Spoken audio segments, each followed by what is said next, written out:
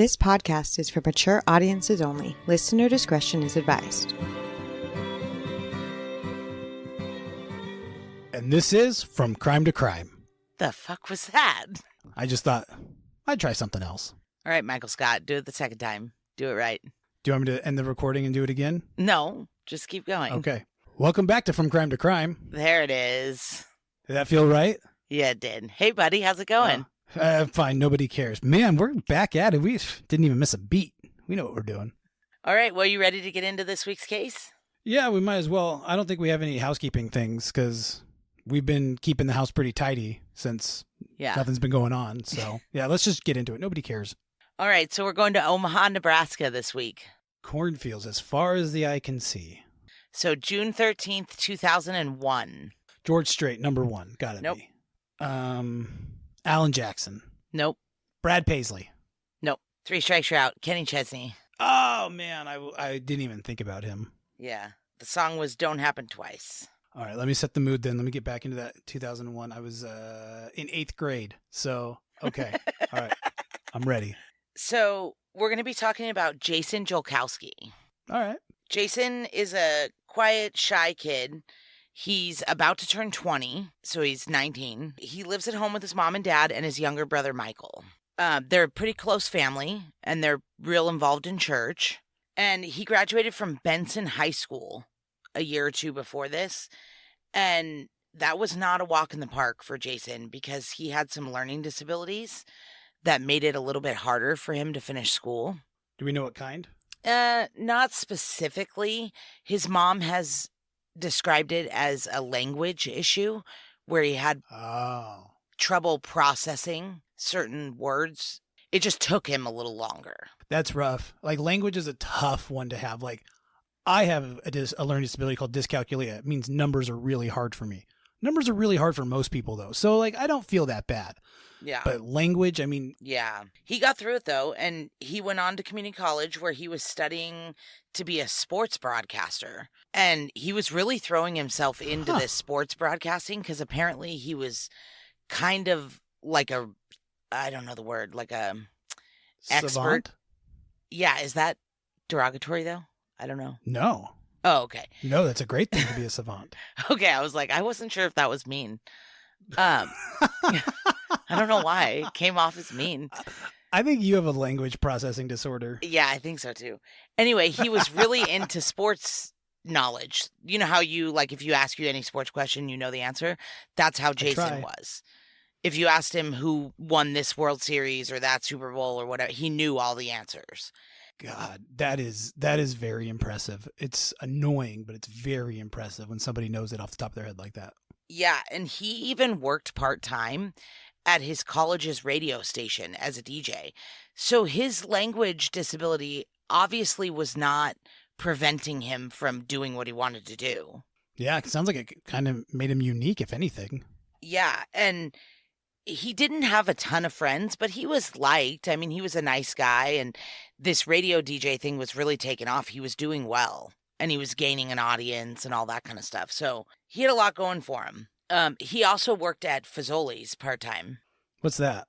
Fazoli's, that Italian fast food place, Fazoli's. I don't know that one. Yeah. There used to be one behind Pep Boys on Cattell and Glasell. The one by the McDonald's? Yeah. The one where we had your aunt and uncle's going away party? Yeah. That's called Fazoli's? No, but that restaurant used to be a Fazoli's when Fazoli's existed. I don't think Fazoli's exists anymore, but that used to be a Fazoli's. Oh, I see. Okay. All right. Yeah. I gotcha. Yeah, same. There used to be one on 17th and Tustin, too, by that 7-Eleven. It was like a drive-through Italian place. You know what's funny about that is that place now is a drive-through Italian place called Tutti Fresco. Yeah, well, maybe Fazoli's turned into that. I don't know. But either way, Jason worked at Fazoli's. So on Wednesday, June 13th, 2001, he got called into work at Fazoli's. He was supposed to work later that night at like 5:30. And at like 10 or 11 in the morning, his boss called him and asked if he could come in early. And so, That's of course, unfortunate. You hate those phone calls. Yeah, but he was responsible and obviously didn't mind because he was like, yeah, no problem. Except it was a little bit of a problem because his car was in the shop because there had been a hailstorm a couple of weeks before and his car got some body damage, so it was in the shop getting fixed. So going into work a little early was kind of a problem because his work was like 5 or 6 miles away. It would have taken a long time to walk there. So his manager sent a coworker. He's like, no, I'll send a coworker to come get you. Oh, that's interesting. Yeah. Jason, though, couldn't give them exact directions. And being 2001, it was before you could just give somebody an address and they'd put it in their phone. So instead of trying to talk them through how to get to his house, he told the coworker, just meet me at the high school, because everybody, of course, knows where the high school is. Seems like a good, solution. Good job. Yeah. I'd be lost without GPS. I'll just say it. Like, I didn't mean to say, I would be lost without GPS, but I would have no idea where I was going. I use GPS to do everything. Yeah, you would be. But I think part of that is because you've been dependent on GPS for so long. If you weren't dependent on it, you would know how to get places. I don't think so, but for the sake of argument, we can say, yeah. I don't. I get lost so easily, even with the GPS. So I don't think so, but I'd like to think that I wouldn't. So you're right, Erica. I'd figure it out. Yeah. So Jason asked the coworker to just meet him at the high school. The high school is like a quarter of a mile from Jason's house, and he walked there when he was in high school, so it was a familiar path for him. So at 10:45 a.m., he got dressed, he said goodbye to his brother, he dragged the trash cans in from the curb, and carrying his Fazoli shirt, he left to go to the high school to meet the coworker. Okay. So about a half an hour later, around 11:15, the coworker called their manager at Fazoli's from the gas station across from the high school, and she told their boss that Jason wasn't there and was like, how long am I supposed to wait for this guy? And the boss was like, I don't know, wait a few more minutes and then come back if he doesn't show. So in the meantime, he called Jason's house to be like, what's going on? And the brother was like, I don't know, he left a half an hour ago to go to work. So this is not like him because he's super punctual. So the manager did think something was up, obviously enough to call the house again. And the coworker thought something was up and the brother thought something was up, but everybody just kind of went about the rest of their day because what do you do? I mean, yeah, what do you do? I mean, I would assume he'd show up too. He sounds super responsible and, Yeah, so later on that evening when his dad got home at like 5 o'clock, he was thinking that he had to take Jason to work. And was like, where is he? And that's when the brother was like, oh, he got called into work early. And so then the dad called Fazoli's, like, do I need to come pick him up?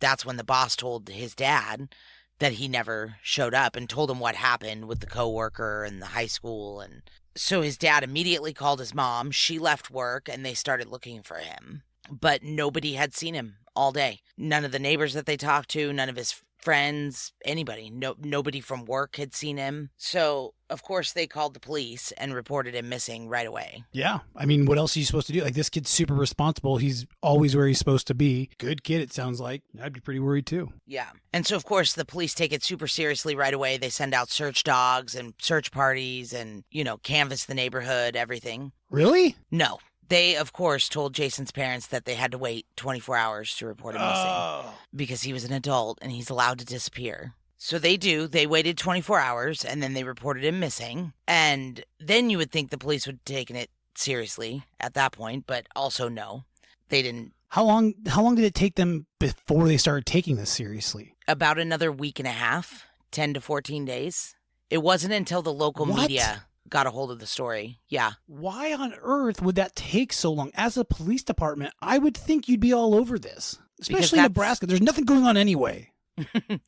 Well, I mean, Omaha's a big city, and it could have been a funding issue. Maybe they didn't have the force to be able to investigate every single missing person's case, but especially like right away, because most of the time people show back up when they're reported missing. But it is kind of inexcusable why it took so long and why the media had to get involved before they started investigating. But we'll move on from that because that happens a lot and can't change it now. But they lost a lot of precious time by waiting that long. Yeah, that's a long time to wait. Literally you could be anywhere in the world at that point. Well, and you lose witnesses and surveillance cameras and you lose a lot of stuff in 14 days. 10 to 14 days. You can't use dogs to track his scent. You know what I mean? Like, you just lose all of that. It's gone. But they did do what they could. They did go to the high school and they pulled the surveillance video and it showed the coworker sitting there waiting for him, but never showed Jason. He never showed up to the high school. And there was a middle school between his house and the high school also. And the cameras at the middle school also didn't show Jason. So the last person to have any contact with him was the boss who called him, right? Yeah, well, his brother was at home when he left, his little brother. Right, that's true. That's true. And a neighbor saw him pulling the trash cans in from the curb, but the neighbor didn't see him leave or anything. He just saw him pulling the cans in. Wow. Okay. So somewhere between we know his he was alive house. that day. Oh, yeah. And he went missing somewhere between his house and that middle school because he wasn't seen on surveillance video at the middle school. Right. So, but there's not really a lot else they can do. They can't use cadaver dogs. They tried canvassing the neighbor looking for witnesses that saw him, but 10 to 14 days later, nobody's going to remember if they saw a guy walking because it wasn't that. Like, if they would have asked that day, people might have been like, oh, yeah, I saw a kid walking with a red shirt on earlier, you know? Right. Right. But 2 weeks later, they're not going to remember. Is this a small enough town, though, where everyone No. kind of knows everybody? Oh, okay. Omaha's a big city. I mean, like, how big's Omaha, right? Like, I mean, it's a big Nebraska city. it doesn't help in the case of it being a small city overall and everyone knowing each other. No, I don't believe that's the case because I don't know. Let me look up Omaha and see how big it is. I bet it's bigger than I think and smaller than you think. I'm going to say there's less than 1 million people there. Oh, 100% there's less than 1 million people. I'm sure of that. Oh, cool. Is 1 million people a lot of people? Yes. For cities? I never know. People come out like, oh, there's 20 million people in Los Angeles. Like, oh man, that sounds like a lot. And it is a lot, obviously. But then, like, is 1 million people not a lot in Omaha? Yeah, Omaha has 486,051. It's a big city, dude. Oh, man. That qualifies as a big city. That's more than in my city. What? Henderson's only like 300,000. All right. Maybe I'm just jaded from where I live. It still sounds like a small city to me. But again, I live in Los Angeles County. So yeah, I mean, Omaha's a big city. So no, not everybody knows each other. But if they would have asked the day of his disappearance, people might have remembered seeing somebody. Oh, yeah, I saw a kid get in a blue car or whatever, you know. But 2 weeks later, they're not going to remember that. no chance. They also did all the normal things like check the sex offenders in the area. And there was a few, but nobody stood out as a suspect that would be a good, solid suspect for this victim type. I don't know if I'm clear about what that means. There's nobody looking for His young specific boys? demographic. Yes. Young men, boys, young. I guess. Well, that's the young thing men. is he's a man. He's a man. He's 19. He's 6'1", 180 pounds. Oh yeah. I mean, Like he wasn't a child. right? No, that's a pretty big dude. I mean, it's not that big, but it's big enough. Yeah, that's part of what's so shocking about this story is like he's not the normal victim of an abduction or a predator of some kind. But looking into his life, he was extremely low risk for everything. He was extremely low risk to be a victim. He was extremely low risk to be suicidal. He was low risk to be a runaway. Like none of that was in his history or his past. That definitely makes things a lot more. What's the word? Intriguing. I Mysterious. get mysterious. Mysterious is Yeah. a better word than intriguing. Yeah. Yeah, baffling. But they did interview everyone connected to him and every sex offender in the neighborhood, and nobody stood out. There was nothing. And Really? and in the 23 years since this happened, there's never been a sighting of Jason Jolkowski. There's never been any sign of him. There's never been any sightings of him. He literally vanished without a trace. Really? Yep. That's so weird. Because Yeah. I mean, No clues. again, he's not, and he probably doesn't look just like an easy target. Like you said, he's 6'1", 180 pounds. He's not somebody that you're just gonna look at and be like, oh, I can overpower that dude. Right. You know. So his parents eventually ended up starting a nonprofit called Project Jason in 2003. They advocate for him hard and for other missing people and to change laws to make it to where they have to investigate right away, things like that. And they worked on that Project Jason for a really long time. But it does seem like since about 2018, it's kind of been shut down. So I don't know if they shut down the nonprofit. yeah. Oh. So, and They I just couldn't make any find a- traction getting laws changed, and they're like, well, forget it. No, I think they changed everything that they set out to change. And after 15 years, I think they just kind of said, okay, we've done everything we could change. I mean, honestly, there's only so much you can kind of do, right? Yeah. Well, and especially with nonprofits, I mean, you have to constantly fundraise and, at some point when you don't have a specific mission, it's like at some point you just got to shut it down. But his parents still advocate for other missing people and him. Well, that's fantastic. I mean, I think that's super needed. And, always to keep the names of people out there, keeping the searches going and all those kinds of things. So I'm glad that they are still able to do that. Yeah. But like I said, in 24 years, there's never been a sighting, a tip, a theory, like nothing. There's been nothing in 24 years. Which brings us to Theoryland! Yep. So, of course, the police's first instinct was that he ran away. So that's the first theory. But he was doing well in school. He liked his jobs. He was close with his family. He was close with people at church. It's bizarre, man. He had hundreds of dollars in his bank account. It's like, if he was going to run away, wouldn't he take that money? You would certainly think so. It's like if he was getting into drugs or something, like, that's the thing drug dealers want most is money. So, I need that. He would have waited until his car was out of the shop so that he had a car to run away with, I would think. Yeah. Yeah, so that the runaway theory doesn't make a lot of sense to me. Obviously, it's still possible, but after 24 years, you think there would be a sighting of him if that was the case. Something, yeah. I mean, again, like there's not a whole lot going on in Nebraska. You'd think you'd kind of find this guy. Yeah, so the second theory that is talked about quite a bit is suicide. But, like, where's the body then? Yeah, I mean, 100%. Where is he then? Because most people, when they do that, they're found. They don't just vanish. And he didn't have a history of depression. He didn't have a history of suicide attempts. He didn't have anything that pointed to that being a possibility or an option. He had a lot going on for him. Yeah, that's weird stuff. Which brings us to abduction, which is extremely rare to begin with for anybody. If you're looking numbers and statistics wise, abductions are rare. And then it's especially rare that he was a full-grown man in the daylight. Yep. Walking to meet his coworker. Like it's very unusual that if that was the case, how did nobody see that interaction? Because it doesn't seem like it would be super easy to lure him. He's not a kid. It's not like, hey, I have candy. Come here. Yeah. The only thing somebody would have to even know that he was walking to meet his coworker to even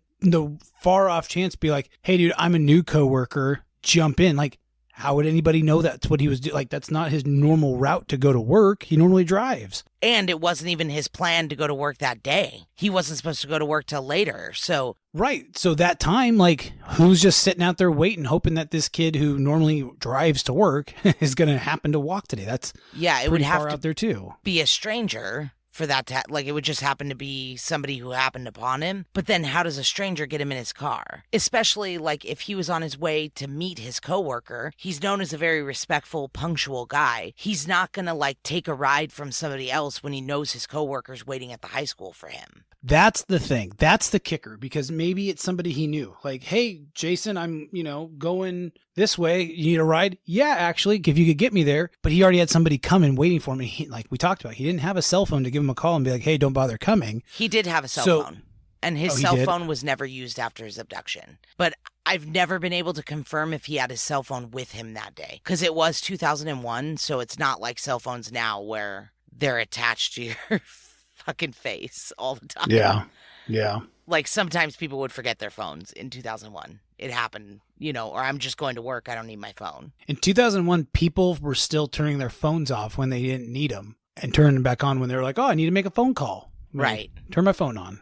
But you did bring up a good thing, because that's the only theory to me that makes any kind of sense, is that it was somebody that he knew. Because I think it would be extremely hard for a stranger, unless they had a gun and forced him into the car. I don't see how a stranger gets him in the car. So being somebody that he knows is the only way I can think, is if somebody pulled up to him and was like, where are you headed? And he's like, I'm going to the high school. Can you take me? Or I'm headed that way. Let me just drop you off at the high school. Then maybe. Still seems unlikely, though, since it was only a few blocks. It's like, why would he need a ride to the high school? I don't know, and maybe he didn't need one, but I could see him starting his trip out, and Brad from down the street is driving by. Oh, he's known Brad for a long time. Like, hey, dude, right. I'm going that way. Let me jump in. I think that's the most likely scenario, too, kind of like you've said. Yeah. The only other theory that I've ever seen online or any of the, the Reddit that I hate trying to navigate, Yep. is a hit and run. If somebody accidentally hit him, but Okay. again, like, if you did, first of all, why wouldn't you call 911? And then if you were scared because you hurt him really bad or killed him, what would possess you to put him in the trunk of your car and drive away? But wouldn't there be blood? Like, if he was that hurt, I would think there'd be blood somewhere from his face, from his wound, like something I think would cut him open.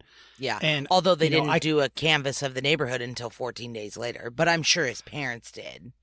And if they found that, they would have called 911, I'm sure. 1,000,000%. But maybe it did happen in the street and there was blood in the street and no one really, paid attention. Yeah, could have been. What month was this again? June. Okay. No snow. Okay. But I just don't understand the hit and run thing. It just seems so unlikely that somebody would accidentally hit him and then physically remove his body from the scene. Like, if you did just accidentally hit him and you weren't going to stay, why would you take the body? That's just adding more things to what you did. You know what I mean? You would think somebody would just freak out and drive away. And nobody saw him? Like, come on. Yeah, exactly. So that doesn't seem super likely to me that a hit and run could occur in broad daylight and then somebody pick him up, put him in the car and drive away without anybody seeing it. Yeah. So, I mean, an abduction is really the only thing that makes sense. And it makes the most sense that it would be by somebody he knows. Yeah. No, I agree with that. But anyway, that's the tragic story of Jason Jolkowski. And that is really tragic because I don't think there's any way that this ends in a happy way at all. I mean, it's already been 23 years. But I don't think there's any possible way that this is like he ran away because he just didn't like his life. It's like, no, this guy seemed pretty stoked on everything he had going on. Yeah, that's what's crazy. Do we know where Israel Keys was in 2001? No. I mean, yes, but all we know is that he was living in Washington. That doesn't mean anything. Right. Huh. Yeah, I know. Oh, man. Trust me, I went down that rabbit hole too. But, damn it, it could be Israel Keys, couldn't it? Yeah, 100%. Oh, but man. It could be any number of 100 people that we don't even know of. But yes, I've thought of Israel Keys too. Because this is exactly the kind of shit. Just vanish. Yeah. Wow. Yep. So if you've seen Jason Jolkowski. Definitely. Go to our Instagram at From Crime to Crime. We're going to post pictures of him. You never know. Maybe he did just want to take off and maybe you have seen him. So let's give it a shot. Let's see if we can find him. Well, if you've seen Jason Jolkowski or you think you have, call the Omaha Police Department or us. Oh, please call us. All right. Well, I think that's it. I don't have anything else for you. Do you have anything for me? I didn't even look up a joke. It's been so long, I didn't even think about it. Oh, so. You're horrible. You're fired. No. Well, good luck getting somebody else to do this. Yeah, you're rehired. It's fine. Okay, thanks. Forget it. Forget I said anything. I'm sure you have no problem finding anybody else to take my spot. So. All right. I love you.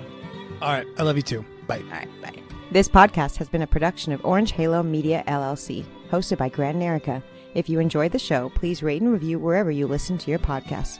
To chat with us, go to From Crime to Crime on Instagram, From Crime to Crime on TikTok, From Crime 2 Crime on Twitter, or you can visit our website at FromCrime2Crime.com. See you next Wednesday.